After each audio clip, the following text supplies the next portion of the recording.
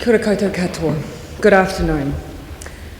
The Royal Commission of Inquiry into the terror attack in Christchurch on March 15 has delivered a comprehensive report that will form the basis of a significant work programme to make New Zealand a safer and ultimately, I hope, a more cohesive country.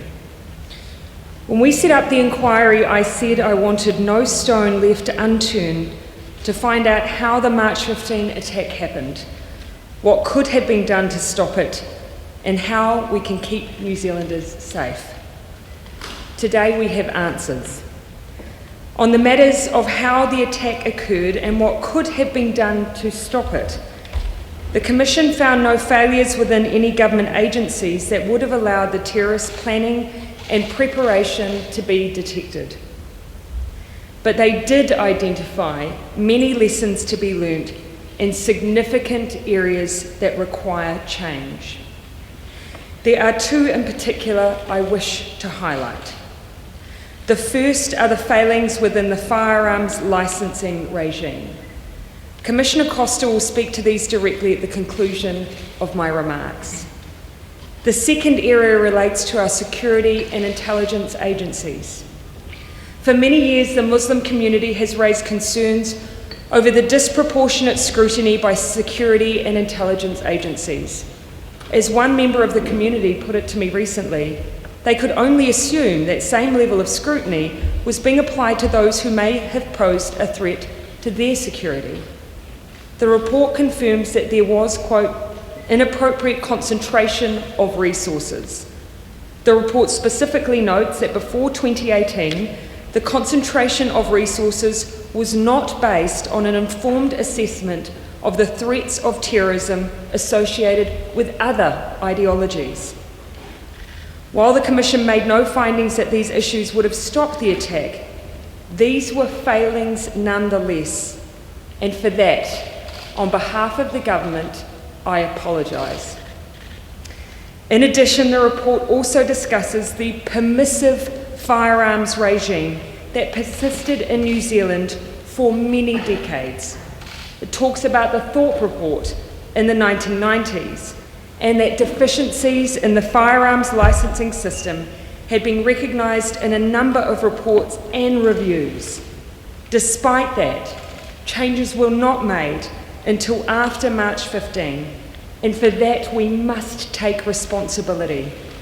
After all, the police can only be held to account for the laws they enforce and the manner in which they enforce them.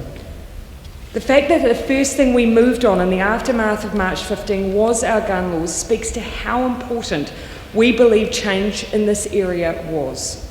As the report itself states, quote, for the most part, the issues we have identified with the firearms licensing system were recognised and understood by the New Zealand Police before March 15, 2019, and have been addressed by legislation passed after 15 March 2019.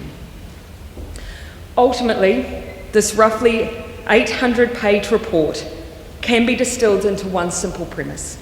Muslim New Zealanders should be safe. Anyone who calls New Zealand home, regardless of race, religion, sexual orientation, gender, should be safe. New Zealanders deserve a system that does its best to keep you safe, and that is what we are committed to building. But an apology would be hollow without action. So in order to ensure New Zealanders are safer, the government has agreed in principle with all 44 recommendations contained in the report. I want to run through some of the major decisions the government has made immediately. This is not a comprehensive list. We have balanced here the calls from the community to move quickly and not start with yet another blank sheet of paper, with the calls to also engage on issues where we need to tread carefully in the design and implementation of recommendations. Firstly, there must be accountability for the follow-through on the report. The Commission has suggested that a minister be appointed to coordinate the implementation of the report's recommendations. Cabinet has determined that Andrew Little will be the coordinating minister. His experience as a past Minister of Justice, his understanding of the security and intelligence agencies, his seniority and experience working across Māoridom, for instance, as Treaty Negotiations Minister, makes him well placed to work on this role. Each minister will, however, retain the responsibility for the work programme in their portfolio. The report has a number of recommendations for how government can better support our diverse communities, build greater social cohesion, and support those who are directly affected by the attack. The ongoing impact of March 15 will be long-lasting. The government will establish a wraparound service as part of the ongoing recovery support for affected whānau, survivors and witnesses of the attack. I cannot emphasise enough how important this recommendation is for the community. In line with recommendation 30 of the report, the government will establish a ministry for ethnic communities. The elevation of what is formerly the Office for Ethnic Communities has been a long-standing ambition for ethnic communities here in New Zealand. Minister Radhikrishnan will, as both the Minister for Inclusion, Diversity and Ethnic Communities, as well as an Associate Social Development Minister, lead on social cohesion work. I will play a role in supporting her. The report makes clear the need for leadership in this area, and it's a call we all accept. In response to long-standing calls to ensure greater diversity in our policy work and decision-making, we will establish an Ethnic Communities graduate program to provide work experience and pathways into the public service. I want to come now to an area that has been in need of reform since well before the terrorist attack on March 15. There are many groups of people in New Zealand who do not feel safe due to threats and victimisation that most New Zealanders will not ever encounter. I think most of us would find hate-fuelled behaviour unacceptable and totally against who we are and what we aspire to be as a nation. The report recommends a range of initiatives in this space. Some we will act on immediately, some we will spend some time working with Parliament and New Zealanders on.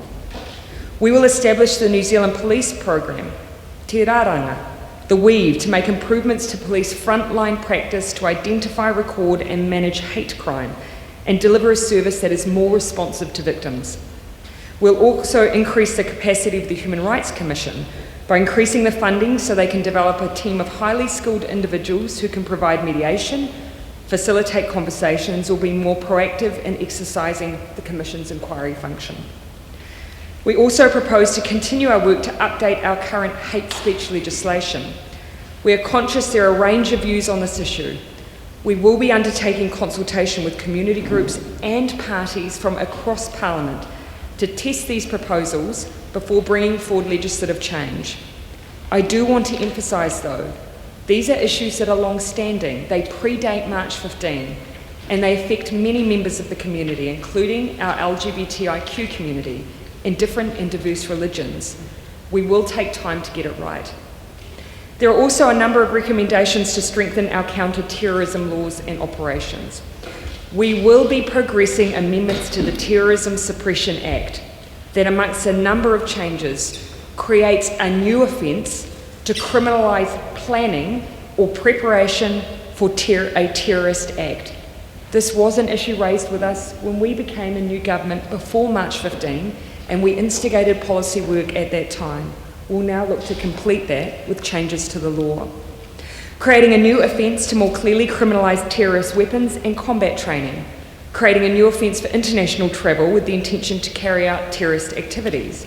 And extending the eligibility for a control order to include individuals who have completed a prison sentence for a terrorism-related offence if they continue to present a real risk of engaging in terrorism-related activities.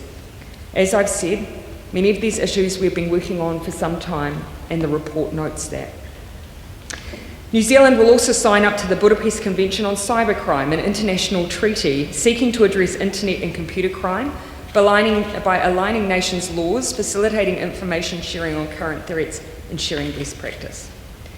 These are just a few areas of work amongst many others. You'll see a longer list in your packs, and of course the complete list ultimately is contained in the principles of what the Commission has recommended.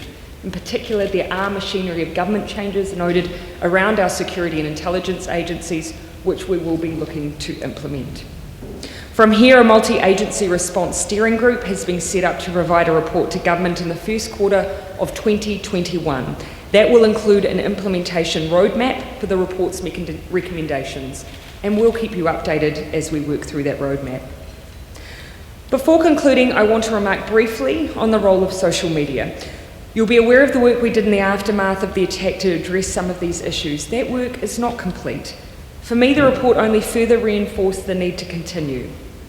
What particularly stood out was the statement that the terrorist claimed that he was, quote, not a frequent commenter on extreme right-wing sites, and that YouTube was, for him, a more significant source of information and inspiration, end quote.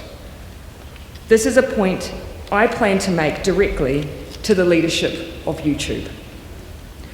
Finally, I want to thank the Royal Commission for its thorough work.